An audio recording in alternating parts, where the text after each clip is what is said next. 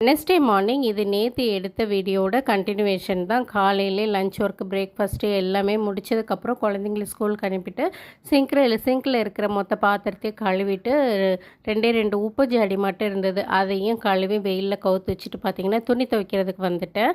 நம்ம வீட்டில் துணி துவைக்கிறதுக்கான இடம் வந்து பார்த்திங்கன்னா கிச்சன் சிங்க் பக்கத்தில் ஒரு மூலையில் தான், வேறு எங்கேயும் வசதி இல்லாதனால இந்த இடத்துல ஃபிக்ஸ் பண்ணியாச்சு. டேப் அதுக்கேற்ற மாதிரி கிச்சன் சிங்க்லேயே வந்து செட் பண்ணியாச்சு.